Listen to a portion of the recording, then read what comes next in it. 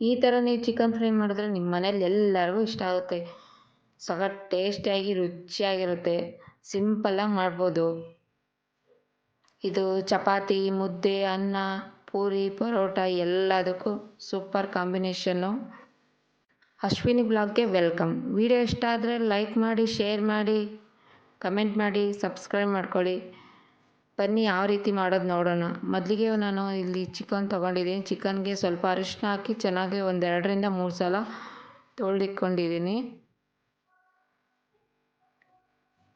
ನಂತರ ಒಂದು ಪ್ಯಾನ್ ಇಕ್ಕಿ ಅದಕ್ಕೆ 2 ಸ್ಪೂನ್ ಎಣ್ಣೆ, 1-2 ಗೆಡ್ಡೆ ಬೆಳ್ಳುಳ್ಳಿ, ಹಾಗೆ 1.5 ಇಂಚು ಶುಂಠಿ, 1/2 ಸ್ಪೂನ್ ಮೆಣಸು, ಹಸಿರುಮೆಣಸಿನ್ಕಾಯಿ ಖಾರಕ್ಕೆ ತಕ್ಕಷ್ಟು, ಹಾಗೆ ಸ್ವಲ್ಪ ಚಕ್ಕೆ. ನೀವು ಬೇಕಿದ್ದರೆ ಲವಂಗನೂ ಹಾಕ್ಕೋಬೋದು. ಹಾಕಿ ಚೆನ್ನಾಗಿ ಸ್ವಲ್ಪ ಫ್ರೈ ಮಾಡಬೇಕು. ಈ ಥರ ಫ್ರೈ ಮಾಡೋದ್ರಿಂದನೇ ಚಿಕನ್ ಫ್ರೈ ಚೆನ್ನಾಗಿ ಬರುತ್ತೆ. ನಂತರ ಅದಕ್ಕೆ ಒಂದು ಸ್ಮಾಲ್ ಸೈಜ್ ಒಂದು ಈರುಳ್ಳಿ, ಒಂದು ಸ್ಮಾಲ್ ಸೈಜ್ ಟೊಮೊಟೊ ಇಷ್ಟನ್ನು ಹಾಕಿ ಚೆನ್ನಾಗಿ ಫ್ರೈ ಮಾಡಬೇಕು. ನಂತರ ಸ್ವಲ್ಪ ಕಾಯಿ ತುರಿ, ಇಲ್ಲಿ 1-2 ಸ್ಪೂನ್ ಕಾಯಿ ತುರಿ ತೊಗೊಂಡಿದ್ದೀನಿ. ನೀವು ಬೇಡ ಅಂದರೆ ಗೋಡಂಬಿನೂ ಸಹಿತ ಯೂಸ್ ಮಾಡ್ಬೋದು. ಸ್ವಲ್ಪ ಕೊತ್ತಂಬರಿ ಸೊಪ್ಪು, ಸ್ವಲ್ಪ ಪುದೀನ ಜಾಸ್ತಿ ಹಾಕೋಕೆ ಹೋಗಬೇಡಿ, ಚೆನ್ನಾಗಿರಲ್ಲ. ಸ್ವಲ್ಪ ಫ್ರೈ ಆದ ತಕ್ಷಣ ಅದು ಕೂಲ್ ಆದಮೇಲೆ ಮಿಕ್ಸಿ ಜಾರ್ಗೆ ಹಾಕಿ ಮಸಾಲೆ ರೆಡಿ ಮಾಡ್ಕೋಬೇಕು. ನಂತರ ಒಂದು ಪ್ಯಾನ್ ಬಿಸಿ ಇಟ್ಟು ಅದಕ್ಕೆ 2 ಸ್ಪೂನ್ ಎಣ್ಣೆ, ನಂತರ ಅದಕ್ಕೆ ಚಿಕನ್ ತೊಳೆದಿಟ್ಕೊಂಡಿರೋಂಥ ಚಿಕನ್ ಹಾಕಿ ಸ್ವಲ್ಪ ಅರಿಶಿನ, ಸ್ವಲ್ಪ ಉಪ್ಪು ಹಾಕಿ ಚೆನ್ನಾಗಿ ಫ್ರೈ ಮಾಡ್ಕೋಬೇಕು. ಅದು ನೀರೆಲ್ಲ ಹಿಂಗೋ ಥರ ಅಲ್ಲಿವರೆಗೂ ಫ್ರೈ ಮಾಡ್ಕೊಳ್ಳಿ.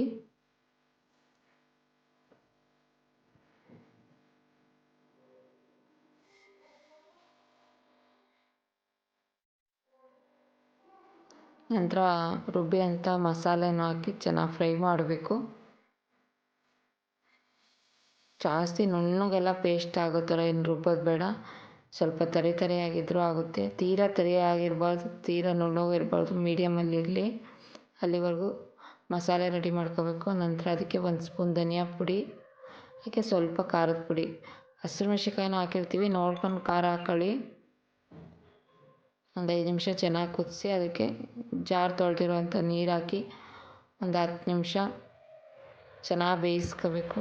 ಇದನ್ನು ಪ್ಯಾನಲ್ಲಿ ಮಾಡೋಕ್ಕಿಂತ ಕುಕ್ಕರಲ್ಲಿ ಮಾಡಿದ್ರೆ ಇನ್ನೂ ಬೇಗ ಆಗುತ್ತೆ. ಕುಕ್ಕರಲ್ಲಿ ಬರೀ 2 ವಿಷಲ್ ಕೂಗಿಸಿದ್ರೆ ಆಯಿತು. ಇಲ್ಲಿವರೆಗೂ ರೆಡಿ ಮಾಡಿಕೊಂಡು ಕುಕ್ಕರಲ್ಲಿ 2 ವಿಷಲ್ ಕೂಗಿಸಿದ್ರೆ ಚಿಕನ್ ಫ್ರೈ ಬೇಗನೆ ಆಗುತ್ತೆ.